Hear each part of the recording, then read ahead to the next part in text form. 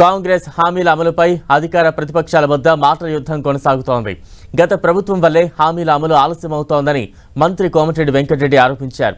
కూపీ లాగేందుకే ఇంత సమయం తీసుకుంటున్నామని చెప్పారు. అయితే హామీల అమలు నుంచి తప్పించుకునే నెపంతో గతంలోని బీఆర్ఎస్ ప్రభుత్వాన్ని నిందిస్తున్నారంటూ కౌంటర్ ఇచ్చారు మాజీ మంత్రి కొప్పుల ఈశ్వర్. పరిపాలన గురించి ఏమీ అవగాహన పెంచుకోకుండా సీఎం రేవంత్ రెడ్డి విదేశీ పర్యటనకు వెళ్లారని ఎద్దేవా చేశారు. అసలు విదేశీ పర్యటనలు చేయాల్సిన అవసరం ఏమొచ్చిందంటూ దుయ్యబట్టారు.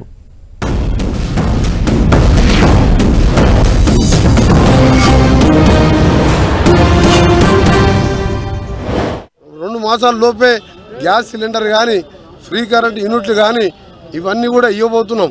ఇవన్నీ కూడా వారం రోజులు చేస్తుండే. కానీ మా కర్మ గవర్నమెంట్ వచ్చిన మొదటి క్యాబినెట్లో ప్రభాకర్ రావు అనే 82 ఏళ్ల ముసలా యంగ్ యువకుని పెట్టుకొని 70,000 కోట్ల రూపాయల నష్టాల బారుపడి యాదాద్రి భద్రాద్రి ఛత్తీస్గఢ్ కరెంట్లో కొనుగోలులో ప్లాంట్ నిర్మాణంలో నామినేషన్ బేసిస్ మీద 70,000 కోట్లు నష్టాల పరిచిన ఆ పెద్ద మనిషి మీటింగ్ ముఖ్యమంత్రి గారు పిలిస్తే కూడా రాకుండా తప్పిపోయాడు. 9 ఏళ్ళైనా అరెస్ట్ చేసి జైలు వేస్తారు. ఇంక్లూడింగ్ జగదీష్ రెడ్డితో పాటు ఆ దివాళా తీసిన డిపార్ట్మెంట్ని సెట్ చేసుకుంటూ రిజివి లాంటి సమర్థమైన అధికారిని వేసి వచ్చే నెలలోనే 200 యూనిట్లు చేస్తున్నాం. గత ప్రభుత్వాన్ని నిందించడమే, గత ప్రభుత్వాన్ని తప్పులు తీసి వీటి నుంచి తప్పించుకునేటువంటి ప్రయత్నం చేస్తున్నట్టుగా మనకు ఖచ్చితంగా కనబడతాము. విదేశీ పర్యటనలు ఎప్పుడు చేస్తారు?